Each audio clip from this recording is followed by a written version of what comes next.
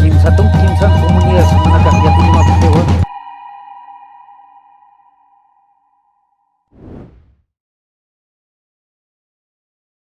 Muy buenas tardes. Arica les da la bienvenida a este séptimo Festival de Arte Surandino. Este año transmitiendo en línea y con más de 90 actividades para disfrutar desde casa. Comenzamos una nueva transmisión esta tarde saludando a quienes hacen posible este encuentro. Al Ministerio de las Culturas, las Artes y el Patrimonio y su programa Otras Instituciones Colaboradoras del Estado, a Fundación Gabriel y Mari Mustakis y a Fundación Altiplano. Este año, para apoyar a quienes más sufren debido a la crisis sanitaria, en el portal www.aricabarroca.cl/COVID-19 de nuestro sitio encontrarán información para colaborar con las campañas de Cáritas Chile y la Fundación Recrea. Comenzamos un nuevo relato barroco, espacio en el que nos reuniremos con interesantes invitados e invitadas a conversar sobre arte, patrimonio y conservación. Les recomendamos que mientras escuchamos la ponencia, dejen sus preguntas en el chat o en los mensajes de Facebook para quienes nos siguen desde allí y al final podremos responder algunas. Nuestro expositor de esta tarde es fotógrafo, seguidor de geografías andinas, donde se involucra con el paisaje desde la observación gráfica. Damos la bienvenida a esta tarde a Cris Malebrán y su ponencia Reversiones Andinas, Muerte y Redención. ¿Cómo estás, Cris? Hola Claudia, hola chicos. Bien, aquí en esta ponencia. Eh, Nada, pues celebrando mi cumpleaños también, así que bacán, Feliz con todo ahí. cumpleaños. Gracias Claudia. Que sea en buena hora. Calla ya. Ya, ya. Bueno, yo les voy a contar un poquito de lo que es este trabajo, Reversiones Andinas, Muerte y Redención. Es un trabajo de muchos años. En realidad nunca le he puesto un término a este trabajo porque siempre voy capturando nuevas imágenes y este proyecto va evolucionando un poquito cada cierto tiempo, cada ciertos años, en el cual lo último que me ha ocurrido eh, han sido más cuestionamientos que fotografía en sí. Y ahí recurro al archivo fotográfico también para apoyarme de alguna forma. Bueno, Muerte y Redención, Reversiones Andinas es un trabajo que he estado llevando a cabo en los pueblos andinos, siempre enfocándome en una zona geográfica que es acá, el tripartito chileno, eh, pueblitos con Perú, con Bolivia, y retrata un poco varios aspectos. Primero empecé con una temática que era la migración interna de los pueblos originarios, y luego van saliendo muchas más aristas. Yo casi prácticamente con este proyecto vengo a ser un poquito como antagónico con todo lo que se ha presentado y con el título del festival en sí, que es Nos Levantaremos, porque esto habla de una realidad que está como muy oculta en los pueblos andinos hoy, que es la migración interna, pero también se aboca un poco a lo que es la ritualidad andina, los cultos, a la muerte también. Entonces voy tomando todos estos ingredientes y los voy mezclando de una forma más gráfica, ¿ya? Y por lo mismo ha tenido como varios años y ha tenido un proceso de maduración bien largo. Lo he presentado en algunas ocasiones, por ejemplo, en el Festival Internacional de Fotografía de Valparaíso, ¿sí? El año 2017, fue presentado este set de fotografías en un formato, en una maqueta, que ya cuando ya tenía como el material necesario como para empezar a mostrarlo, empezó a tener alguna forma más física de cómo yo podía presentar este material, que es una caja negra, y a mí me tocaba en Valparaíso 4 curadores, franceses, alemanes, un argentino, no recuerdo la nacionalidad del otro caballero, de hecho estaba con un traductor. Y ellos visionan este trabajo y ven, yo despliego a Carla Moller, muy importante ella, fue una de las personas que me visionó. Carla Moller es una de las editoras del libro andino, es un libro muy hermoso respecto a la fotografía indígena de los pueblos originarios. Yo les muestro este trabajo, les digo, esto es lo que tengo, y ellos lo ven desde su perspectiva mucho más sabia, y ellos me van direccionando y me dicen, mira, este trabajo tienes que abordarlo de esta forma, y ahí empecé a direccionar mi trabajo para dónde iba. Bueno, yo lo que le presenté a ellos fue, como les comentaba, una caja negra, y ellos veían la caja y ya era un misterio. Y esta es la misma caja porque es una maqueta.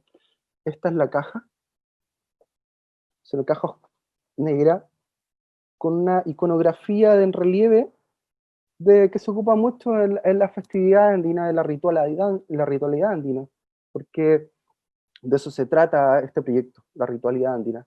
Entonces, yo en esta caja, yo puedo abrirla de cierta forma, y ha tomado ciertos ribetes este trabajo, porque primero puedo encontrar en esta caja fotografías de ritualidades andinas, en donde mezclo mucho los elementos, la tierra, el agua, el fuego, ya, cosas así, que son elementos, que son los descansos visuales que ocupan fotografía originalmente, y voy viendo y voy generando un relato con distintas fotografías, y puedo encontrar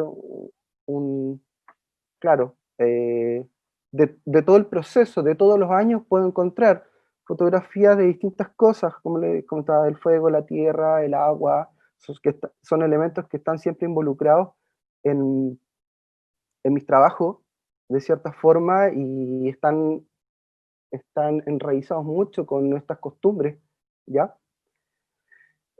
Bueno, vamos encontrando, y voy a encontrar un sinfín de fotos, que es lo que yo les mostré, por ejemplo, a estos visionadores, y ellos me dan un punto de vista súper específico de cómo puedo abordar el trabajo, ¿ya? Porque en ese tiempo, bueno, todavía recién lo estaba haciendo, ¿ya?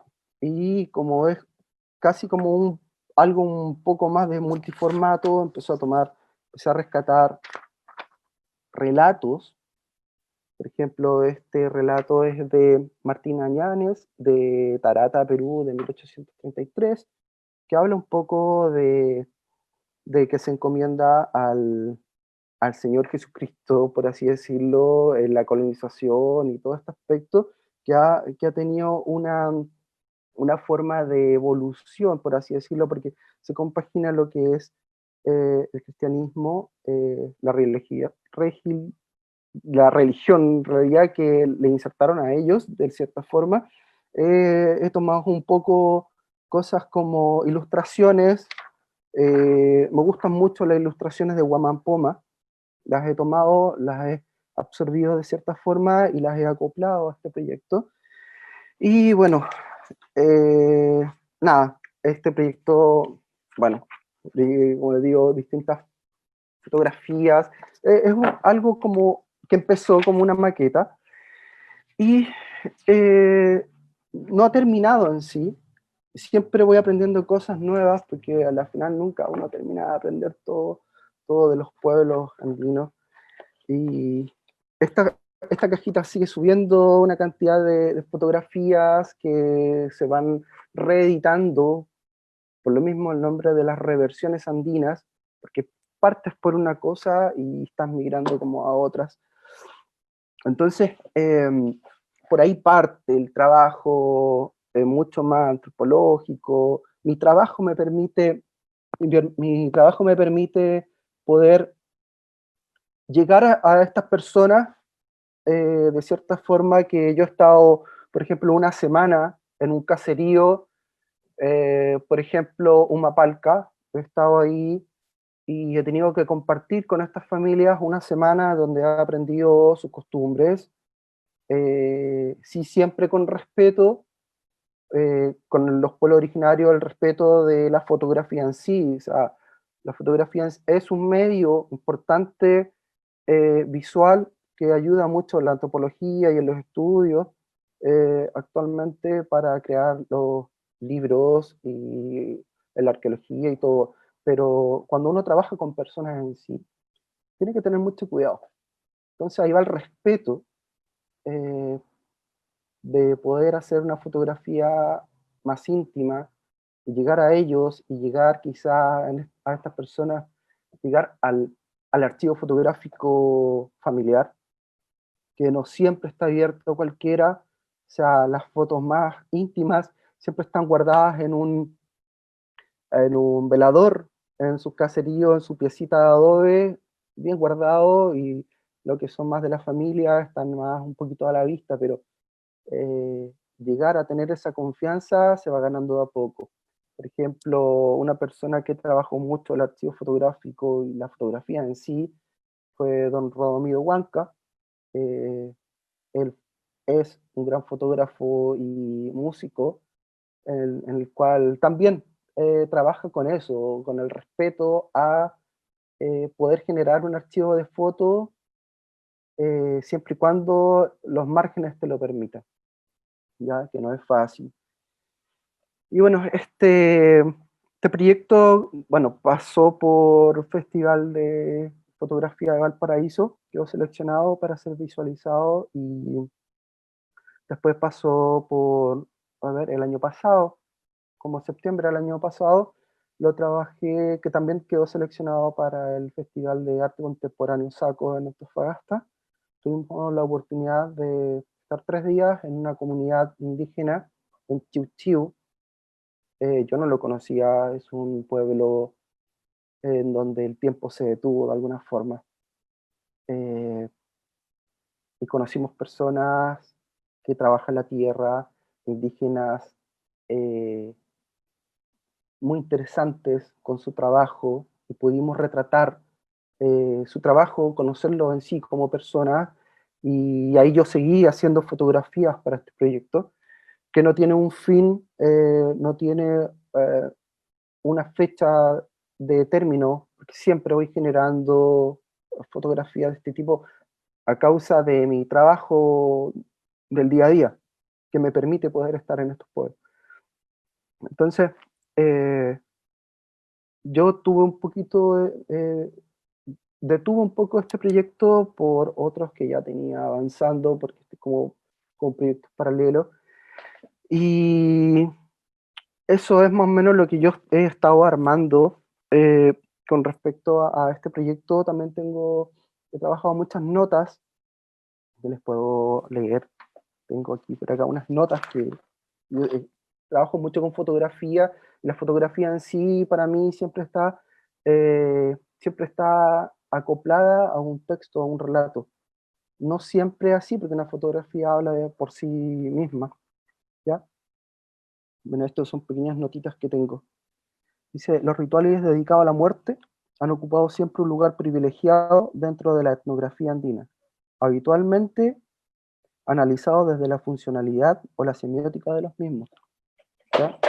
El culto a la funebría, que es una de las cosas que abarca este trabajo, que es la muerte, eh, la, la migración de los pueblos internos, que ahí es donde me abre muchas aristas, y, y y yo me pregunto qué pasa con estos pueblos que están siendo abandonados.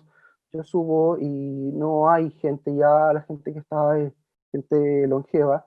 eh, los gobiernos no han podido dar una solución eficaz a esto, o sea, a que los pueblos no estén abandonándose cada vez más, ¿ya?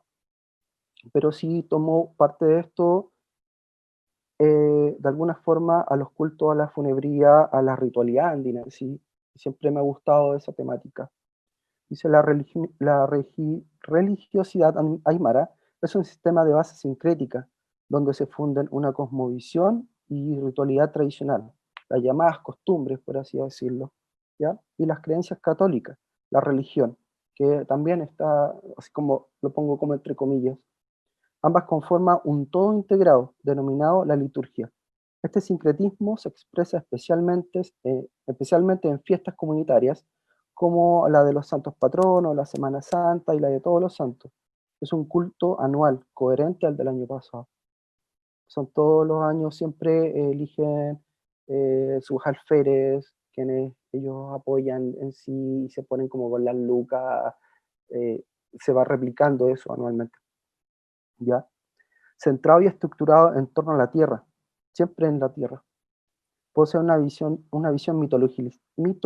mitologizada, ¿ya? Humanizada y sacra del entorno geográfico, componente importante de su mundo simbólico y de una ideología que da sentido a su entorno, posicionándolo, responsabilizándolo en su interacción cotidiana con él, ¿ya? La ritualidad andina, o sea, hablando siempre de lo andino en sí, los pueblos, porque está el andino urbano, que también puedo tomar un poquito de eso al final. Dice la ritualidad andina, los pueblos indígenas pertenecen profundamente a un territorio, siempre están arraigados a él. En este territorio se ha escrito su historia, su modo de vida y una compleja red de símbolos ligados a lugares sagrados, llegando a ser un sujeto espiritual, un lugar caminado, sembrado y sacralizado. Ahí están las historias de sus vidas, de sus luchas, de sus problemas, de sus bondades, de sus éxitos, de sus frutos. Por ser así de profunda la ligación del hombre con su hábitat, el ser humano ama la tierra, la defiende, la idolatra. En todo el territorio andino existen las fiestas colectivas, que incluyen rituales religiosos, músicas, danzas, comilonas y actos lúdicos, porque tienen muchos juegos ahí en sus festividades, ¿ya? Lo que varía de región en región y del pueblo en pueblo, particularidades de cada rito, o sea, cada pueblo tiene un pequeño, muy estrecho paso entre un pueblo y otro, pero comparten en sí el fin de la fiesta y sus rituales, ¿ya? Yo lo que he trabajado, bueno, les puedo mostrar un poquito de la exposición, que es como una serie muy corta que fue hecha para esto, para Arica Barroca 2020. Eh, bueno, les puedo ir leyendo algunas cositas más mientras les voy mostrando algunas imágenes, para no hacerlo tan tedioso.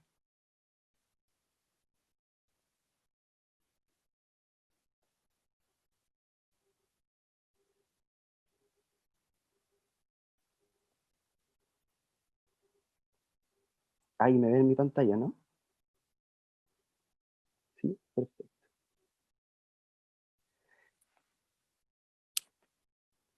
Bueno, este es una pequeña serie de reversiones andinas, ¿ya? Bueno, le voy contando algunas cositas. Eh, ¿Qué es lo que me impulsa a fotografiar? Es un cierto vértigo, una cierta ansiedad, una necesidad de arraigo, la pérdida de la ontológica, de la certeza óntica que obliga a buscar desesperadamente modo de enraizamiento. De esta manera la fotografía se manifiesta de modo paradójico. Por un lado, el acto fotográfico solo es posible estando frente al fenómeno, pero por otro lado, la proliferación de las imágenes constituye la virtualidad de que nos desplegamos existencialmente. Otra razón para fotografiar es la curiosidad. El cosmos lo revela por medio de la fotografía, en su condición de herramienta auxiliar de la ciencia, que es lo que le hablaba, que se vincula mucho, ha sido una herramienta muy importante en todos estos estudios antropológicos, ¿ya? La fotografía en sí es de esos complejos fenómenos que entran en la categoría de entre, pero, pero porque por extrañas razones se autonomiza de aquellos elementos que le otorgan esa condición. Queda a medio camino de lo que ya no es, y de lo nuevo en que se constituye. Es la única materialidad del reflejo electromagnético de los cuerpos, pero no es cuerpo, y ya dejó de ser luz. La fotografía es el cadáver de la luz, es la tragedia del flujo destinado al perpetuo movimiento, pero detenido en la superficie fotosensible. Eso habla un poco de por qué la fotografía es un medio que dejó de ser luz y es un cadáver fotosensible, cosas que uno va notando mientras va trabajando. Ya, como desde las décadas de análisis que se denomina la imagen fija como sistema de representación. Eso es básicamente lo que yo trabajo en esta fotografía. ¿Sí? Y aquí, bueno, van pasando algunas imágenes de este trabajo que busca es como el lado oscuro de los pueblos andinos. Lo que he abordado mucho es la, la migración de estos pueblos, cómo ver esas casas abandonadas. Siempre me topo con ellas. Cuando conozco personas, pregunto, pasa aquí, todas me dan distintas versiones, pero últimamente he estado eh, pensando que no es tan malo, y de alguna forma, como lo que pasa actualmente, los pueblos están protegidos quizás por alguna barrera natural, porque quizás aquí nosotros estamos todos en esta ciudad tratando de no contagiarnos por todo lo que está pasando ahora, pero los pueblos tienen esa protección natural y se respeta. Entonces, por mi trabajo, por ejemplo, me han dicho, oye, hay que subir a, bueno, yo trabajo con mensuras, y hay que subir a medir. Y yo así, no, hay que respetar a estos pueblos, a estas personas que tienen una protección natural, que es estar en sus pueblos en sí, y que están en sus pueblos y están protegidos naturalmente, entonces hay que cuidarlos. O sea, las personas que quedan en los pueblos en estos momentos son los viejitos más sabios que tienen tanto amor a su tierra que no lo dejan y no puede ir uno aquí de la ciudad a ir a dejarle todos estos bichos que están pasando ahora. Así que, bueno, esa foto es una serie como cortita de reversiones andinas. Bueno, son muchas fotos y que ojalá podría ser un formato siempre papel, siempre trabajar quizás un fotolibro, porque es algo que queda, que más que una obra que pueda presentarse y exponerse en una galería, la galería va a estar un rato, pero aparte que acá en Arica no tenemos nada de eso. Un libro siempre uno puede ver y reversionar visualmente la fotografía que va en una evolución constante. Ya. Eso más o menos un poquito lo que habla este proyecto del culto a la muerte, a la ritualidad andina, a la migración interna de los pueblos originarios. Bien, Cris, ¿Me muchas escuchas? gracias. ¿Terminas aquí? ¿Quieres agregar alguna otra cosa más para pasar a las preguntas? No, lo que le hablaba, los que yo les comentaba de repente, no sé, en algún momento leía a don Rodomiro Huanca, que le dije que le voy a mencionar como al final, que actualmente el 78% de la población aymara es urbana, según el último censo, que fue como, entre comillas, lo mejor que se hizo, por así decirlo. Pero, y ahí es donde dicen, eh, ¿cómo se llama? El aymara urbano no es menos urbano en realidad. Cuando bajó de sus pueblos y dejó su tierra a causa de ciertas realidades económicas, cosas así. Pero no todo es malo, no todo es malo, sí se me abren muchas interrogantes respecto a qué se puede hacer con estos pueblos para que no queden abandonados y no se pierda sus costumbres. Pero lo que decía don Rodomiro en algún momento decía, cuando se le preguntan a un aymara urbano de dónde es, la respuesta será el pueblo de origen de su familia, siempre. En este sentido, los pueblos cordilleranos y las comunidades de origen funcionan como un fuerte referente simbólico de la identidad grupal indígena, a pesar de que muchos de estos caseríos son catalogados como pueblos fantasmas por su poca población permanente.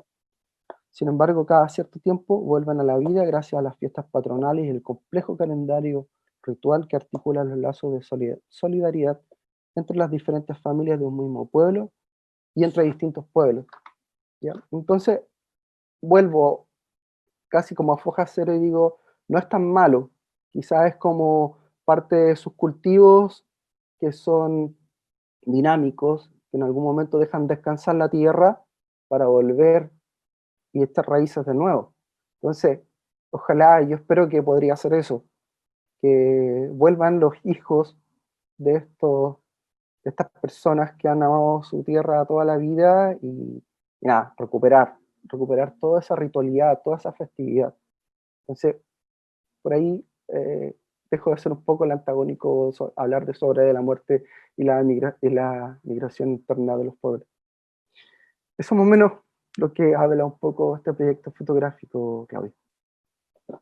Muchísimas gracias, es sin duda una temática muy importante. Personalmente creo que no está tan diferenciada de lo que este festival, ¿no?, invita, ¿no?, a levantarse, porque también para quienes no creemos quizás que la muerte sea eso nomás, sino que también es un paso a otra vida, ¿no?, y a una transformación distinta. De hecho, en las distintas ponencias que se han estado mostrando últimamente, la que tuvimos iniciando este festival con Guamani Huanca, precisamente hablaba de aquello.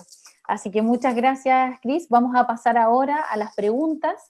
Hay un montón de preguntas y hay un montón de saludos de cumpleaños también. Muchos saludos de cumpleaños. Paradójicamente esto cae en un momento muy bonito para celebrar tu existencia, así que feliz cumpleaños.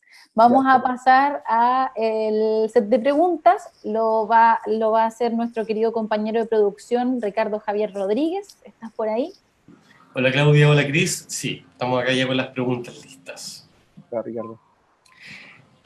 Bueno, me sumo a los saludos al cumpleañero, ¿no? Y te llegan mensajes acá, tanto en Facebook como en Zoom, que también te hacen extensivo este saludo y las felicitaciones por tu nueva vuelta al sol. Y en ese, de hecho, ahí te dicen, Lorena, hola, feliz vuelta al sol. ¿Tienes conocimientos cómo llevan a cabo estos ritos comunitarios en tiempos de pandemia? ¿Será que se mantienen igual o han tenido algunas modificaciones o adaptaciones a partir de las sugerencias sanitarias? Claro, lo que he comentado lo último, en estos momentos los pueblos en sí tienen esta barrera de protección natural, por así decirlo, en que no, yo creo que más por cuidar a sus familiares que están acá en el radio urbano, más por cuidarlo a ellos, porque son los viejitos, sus papás, sus abuelos los que están arriba, no, yo creo que no van a subir, pero sus rituales siempre están, o sea, siempre los van a hacer. O sea, estamos hace poco, mayo ya estábamos con cuarentena y ese tipo de cosas. Mayo se celebra en todos estos pueblos la Cruz de Mayo. No se escuchó nada de eso, pero ellos en su forma de vida lo tienen muy arraigado, entonces lo celebran de cierta forma, y ahí ya se transforma en algo muy íntimo, muy familiar, porque la Cruz de Mayo es para las comunidades y para las familias, no es como para un público general, extenso, que se pueda ver quizás aquí en los valles más cercanos. Pero, como yo me aboco un poquito más al trabajo de los pueblos, de la precordillera y el altiplano, es algo más íntimo. Yo creo que de alguna forma sí lo celebran, porque por ejemplo, la Cruz de Mayo tiene en los cerros, siempre le rinden tributo a los Malcus, que es algo muy importante para ellos, porque les permite tener salud y buenaventura en el año donde le piden, y ellos tienen sus buenas cosechas y todo, entonces de alguna forma sí lo hacen, pero en algo un poquito más reducido y algo más íntimo. ¿Sí?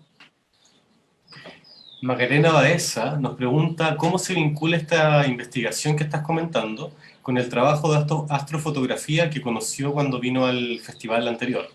Pregunta si se conectan estas dos investigaciones o corren por líneas paralelas.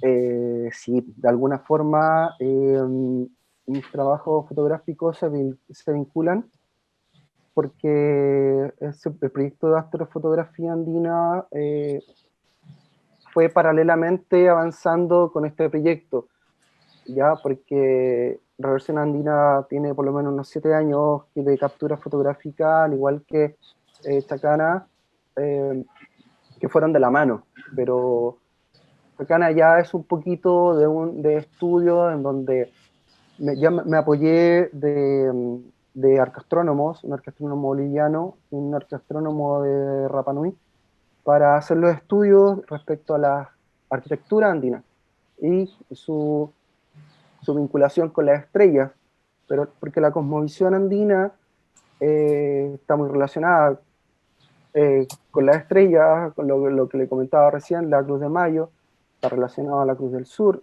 en ciertas fechas en mayo, está en su forma vertical. Entonces todo esto está conectado, es parte de todo de la cosmovisión andina. Entonces se vinculan de cierta forma, ya. Bueno, la astrofotografía andina es un poco más hacia el espacio, hacia esa creencia y hacia esos conocimientos ancestrales que tienen ellos. Reversión andina está un poquito más aterrizado, es casi, mis proyectos van un poquito como, es como ver una película de Guzmán, quizá la nostalgia de la luz, empiezas desde el espacio y terminas en la Tierra. Es más o menos como una temática así, ese es como el orden cronológico de mi fotografía. Juan José Flores nos dice, ¿por qué el uso de la fotografía en blanco y negro? ¿Cuál sería el sentido de la reversión en eso? ¿Ha realizado trabajo de mayor reversión en tono sepia en el contexto de la tierra y el paisaje andino, del desierto, cerro, soledad, de la amplitud del paisaje? Mucho de esta fotografía ha sido trabajada en fotografía análoga, ¿ya? Y por ende en blanco y negro. Porque el blanco y negro es un poco atrapar el alma de las personas, aunque las personas arriba, en los pueblos, cuando tú les sacas fotografía, como que son un poco reacios a eso, porque piensas que le robas el alma. Si tú trabajas en blanco y negro, reflejas el alma en la fotografía, de alguna forma. Entonces, una fotografía en blanco y negro, tú puedes visibilizar de cierta forma la fotografía en sí, su historia, lo que cuenta detrás. Los colores un poco te desvían de eso.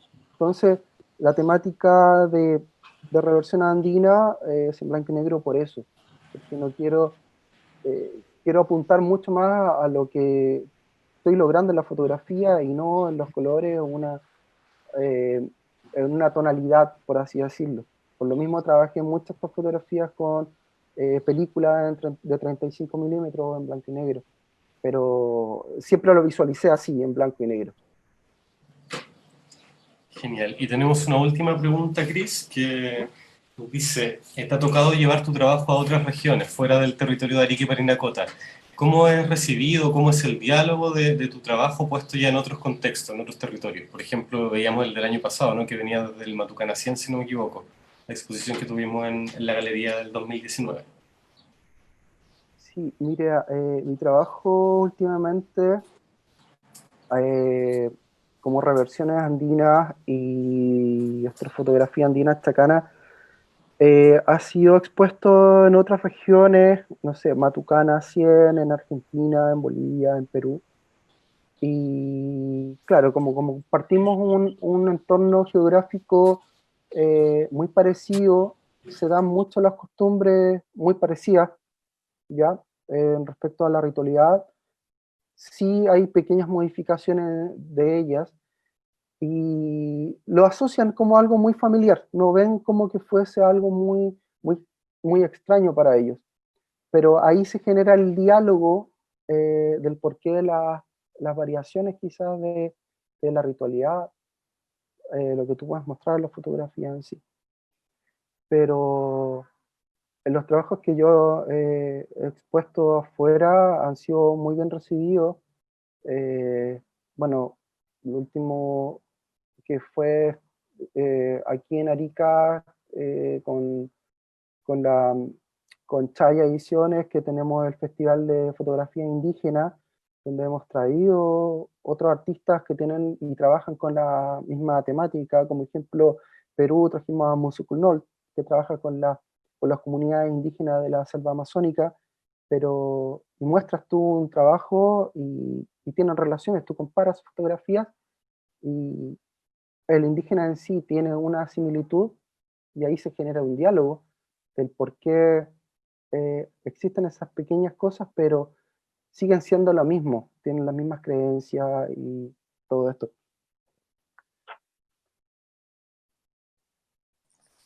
Muchísimas gracias a Ricardo, ¿no?, por darnos estas preguntas del público que estuvieron estableciendo desde este panel en Zoom y también desde Facebook Live. Agradecerte muchísimo, Cris, por este trabajo. Es sin duda un trabajo muy especial. Se nota también por la calidad del soporte desde la imagen, de cómo intentas contar, ¿no?, todas estas historias, donde no solamente mezclas la imagen, sino también el relato, con estos pequeños textos que nos mostrabas recién. La verdad que creo que a todos nos interesaría saber dónde podemos conseguir este formato, ¿no?, que es más esta caja llena de sorpresas, pero también queremos invitar a todas las personas a que vean la exposición que está dentro de nuestra Galería Barroca, a través de nuestra página en www.aricabarroca.cl. Ustedes seleccionan ahí estas más de 10 exposiciones. Dentro de estas 10 exposiciones está la exposición de Cris. Así que agradecerte muchísimo por tu tiempo, por esta ponencia también muy interesante, y agradecer también que estés en el día de tu cumpleaños, celebrándolo junto a nosotros. Bacán. Eso. Y nada, pues invitarlos a que vean, sigan viendo las exposiciones, las ponencias de todos los artistas y colegas que están en este año, que es un año distinto para todos. Bueno, y de esta forma se lleva y se logra hacer un Arica Barroca como todos los años.